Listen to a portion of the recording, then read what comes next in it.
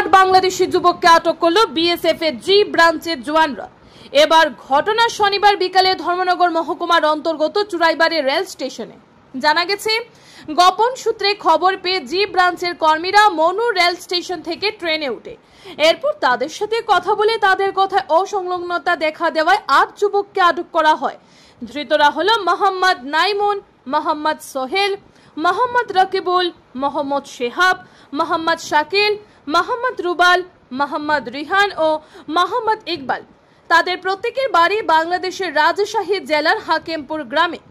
ধৃত এক যুবক জানিয়েছে, তারা ৮ জন গত ৪ জুলাই বাংলাদেশের ব্রাহ্মণবাড়িয়া এলাকা দিয়ে দালাল মারফত অবৈধভাবে ভারতে প্রবেশ করেছে।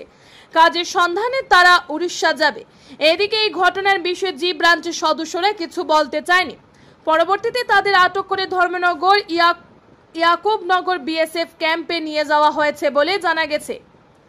পরবর্তী আইনি পদক্ষেপ সেখান থেকে গ্রহণ করা হবে। Bureau report, R A. ধর্মনগর। কি নাম? আমার নাম ইকবাল স্যার। কোত্থেকে আসছেন? আমরা বাংলাদেশ থেকে আসছি। কোথায় যাবেন? আমরা কামে যাব, উড়িষ্যা বলছিল। উড়িষ্যা কামে যাওয়ার লেগে আসছিলাম।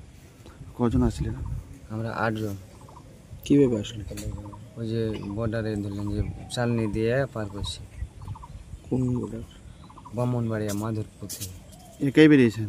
জি স্যার। একাই পেরিয়েছেন এই বর্ডার থেকে? আমরা ৮ জন আসছি। ৮ জন তো আসছেন, মানে কার মারফতে আসছেন? ওই যে বাবু আর হলো জোর, বাবু আর জোর। কয় তারিখে আসছিলেন?